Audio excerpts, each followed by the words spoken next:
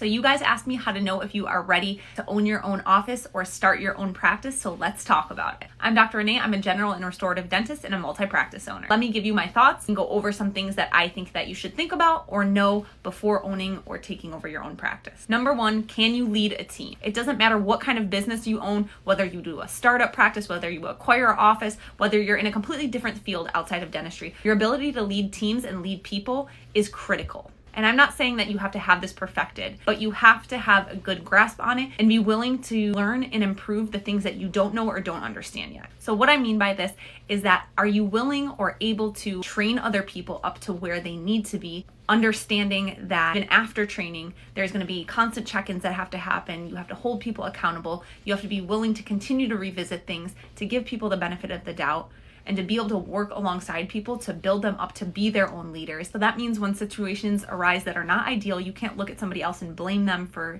doing it wrong. You have to look at yourself first, take responsibility, then help them to grow, get better, and improve, and ultimately help them work through things that are their weaknesses to have a better and stronger team. Number two, do you have a vision for your business or your office?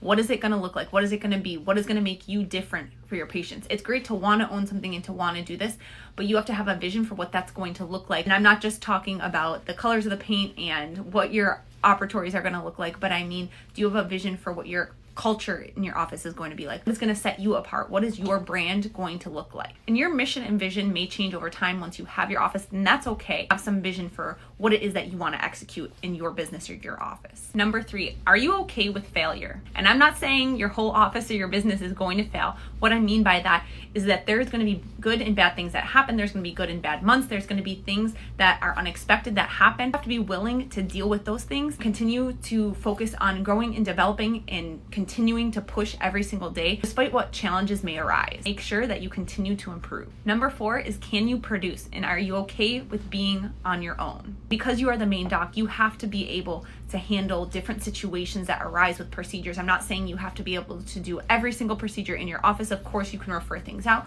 Of course, there can be procedures that maybe you choose not to do. As the owner or main doctor, you need to be comfortable with your clinical skills and abilities, as well as your ability to communicate with patients, be able to treatment plan, to be able to handle situations that arise with patients, and to be able to have those difficult conversations. And another thing is, you definitely want to make sure that whether you are doing a startup office or you are doing an acquisition, that the opportunity makes sense for you at that time. It's not something that you are just forcing just to get into, because I promise, if it's not a good fit for you, we're not going to be happy in the long run. Timing truly is so important. For me, when I decided to buy my own office, I was ready to grow and develop and learn whatever I needed to be successful. I had worked in so many different types of offices, from nonprofit to corporate to private practice, that I had seen the good and the bad in each of them and knew what I wanted to take and pull into my office and things that I never wanted to do in my office based off of my previous experience. So that's how I knew that I was ready to get my own office. Let me know in the comments any other questions or concerns that you have, and let me know what other topics or situations you want to know more about in relation to owning your own business or owning your own dental office.